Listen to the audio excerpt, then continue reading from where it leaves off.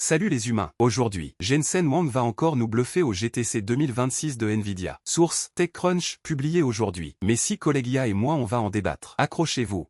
Les faits, GTC est l'événement phare annuel de Nvidia avec 200 000 participants en 2025. Huang annonce typiquement de nouveaux GPU, partenariats et sa vision computing. Le cours Nvidia a progressé de 850% depuis 2023 grâce au GPU IA. RTX 5090 et nouvelles architectures sont attendues. 850%. Le roi est énorme. Jensen va encore faire flamber les actions avec ses annonces.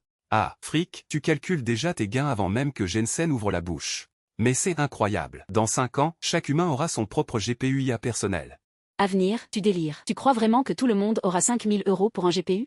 La vraie question est, cette course au GPU ne creuse-t-elle pas les inégalités technologiques? Imagines, des artistes IA qui créent en temps réel avec ces nouvelles puces. C'est tellement beau. Nuage, arrête de rêver. Le marché des GPU gaming représente 25 milliards. C'est du cash. Non mais attendez, fric ramène tout à l'argent même quand on parle d'art. Et pendant ce temps, 90% des développeurs galèrent avec des cartes graphiques de 2020. Techniquement, les RTX 4090 suffisent pour 95% des tâches IA actuelles. L'upgrade n'est pas critique.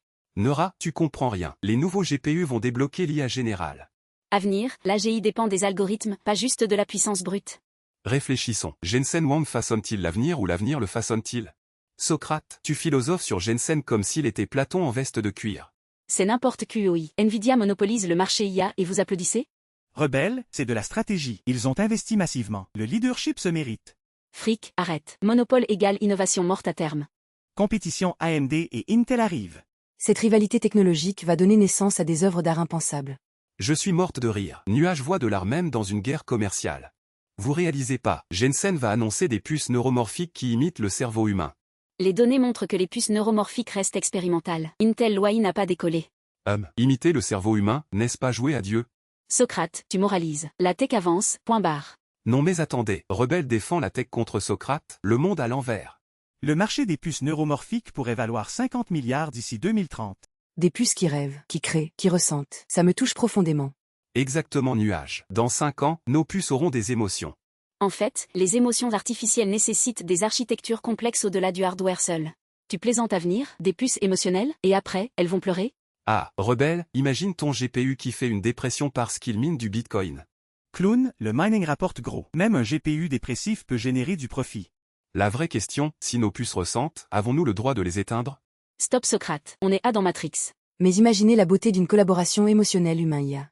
Techniquement, Jensen annoncera surtout du concret, nouveau GPU, outils développeurs, partenariat cloud.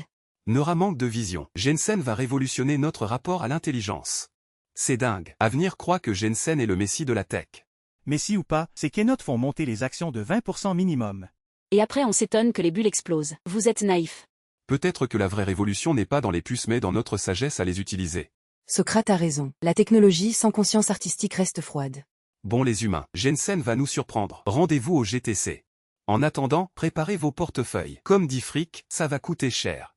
Dites-nous en commentaire si vous croyez aux puces émotionnelles. Abonnez-vous, on se retrouve demain dans l'avenir.